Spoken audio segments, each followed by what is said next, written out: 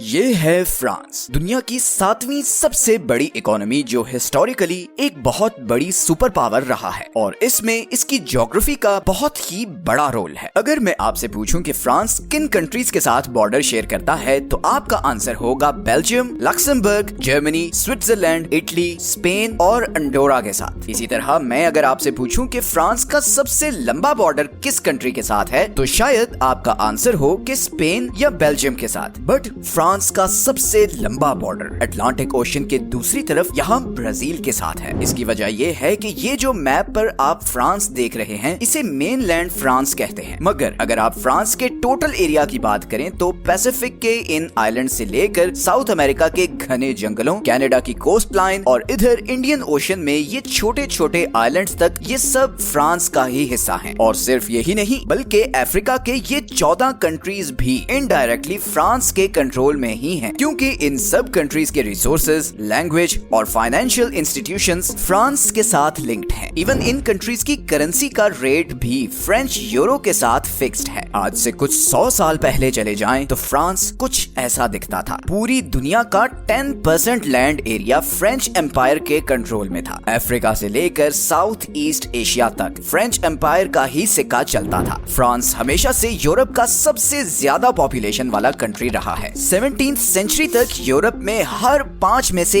1 आदमी फ्रेंच होता था, लेकिन फिर वॉर्स और फ्रेंच रेवोल्यूशन में तकरीबन 20 लाख लोग मारे गए और फिर वर्ल्ड वॉर 1 में भी 12 से 13 लाख फ्रेंच मारे गए, जिसके बाद फ्रेंच पॉपुलेशन बहुत कम हो गई। और इसी का हल निकालने के लिए 1960s और 70s में फ्रांस ने इन आइलैंड से हजारों बच्चे किडनैप किए और उन्हें मेनलैंड फ्रांस लेकर गए ताकि अपनी गिरती हुई पॉपुलेशन को बूस्ट कर सके। खैर, फ्रेंच एम्पायर पर तो एक सेपरेट वीडियो में बात करेंगे। आज की वीडियो में हम देखते हैं कि फ्रांस की ज्योग्राफी ने उसे इतना अमीर, पावरफुल और डेवलप्ड कंट्री कैसे बनाया।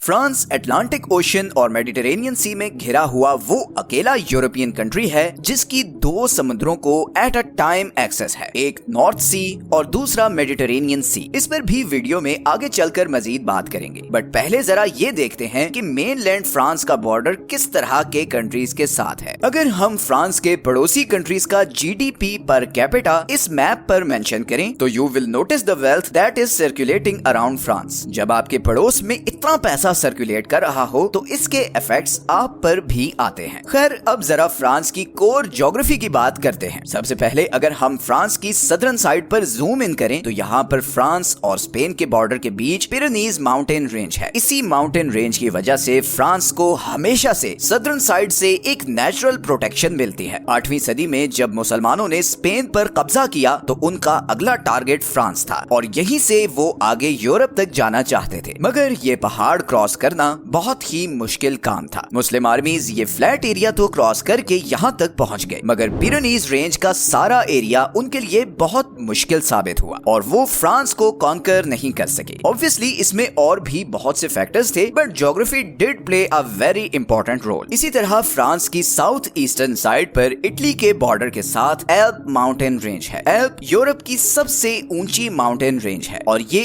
8 कंट्रीज तक फैली हुई है। इन्हीं पहाड़ों की वजह से फ्रांस की आधी ईस्टर्न साइड भी सेफ हो जाती है और फिर बाकी ईस्टर्न साइड ये राइन रिवर की वजह से सेफ हो जाती है, जो फ्रांस और जर्मनी को डिवाइड करता है। ऐसे में बस ये नॉर्दर्न एरिया ही बचता है जो बिल्कुल फ्लैट है और हिस्टोरिकली यही वो बॉर्डर है जहां से 3 दफा फ्रांस पर जर्मनी ने अटैक किया था। एक दफा 1870 में, फिर 1914 में और फिर फाइनली 1939 में वर्ल्ड वॉर 2 के दौरान। इसके अलावा फ्रांस ऑलमोस्ट हर साइड से नेचुरली प्रोटेक्टेड है। इसी तरह अगर हम फ्रांस की नॉर्थ वेस्टर्न साइड पर आएं तो ये एरिया इकोनॉमिकली फ्रांस के लिए बहुत इंपॉर्टेंट है। सबसे पहले तो नॉर्दर्न यूरोप का सारा ट्रेड यहाँ इंग्लिश चैनल से होकर केल्टिक सी में आता है और फिर यहाँ से बे ऑफ बिस्के को क्रॉस करके स्ट्रेट ऑफ जिब्राल्टर तक पहुँचता है और यहाँ से फिर वो आगे स्विस कैनाल के थ्रू मिडिल ईस्ट और एशिया को जाता है। ये इंग्लिश चैनल दुनिया का सबसे बिजीएस्ट सी जंक्शन है और फ्रांस इस हैवी ट्रैफिक रूट के बिल्कुल बिल्कुल ऊपर लोकेटेड है। इसी तरह फ्रांस यूरोप का वो अकेला कंट्री है जिसकी नॉर्थ सी और मेडिटेरेनियन सी दोनों समुद्रों को एक्सेस है। इसीलिए जर्मनी, स्विट्जरलैंड, बेल्जियम और नेदरलैंड्स जैसे कंट्रीज के लिए एशिया और मिडिल ईस्ट से ट्रेड करने का सबसे आसान और छोटा रास्ता भी फ्रांस के थ्रू ही है। मेडिटेरेनियन में एक्सेस का एक और फायदा ये भी है कि फ्रांस आसानी से 3 रीजन्स तक अपना माल पहुंचा सकता है। पहले तो स्ट्रेट ऑफ जिब्राल्टर के थ्रू अमेरिका की तरफ, दूसरा वो यहाँ से ब्लैक सी वाले सारे कंट्रीज से भी आसानी से ट्रेड कर सकता है, और तीसरा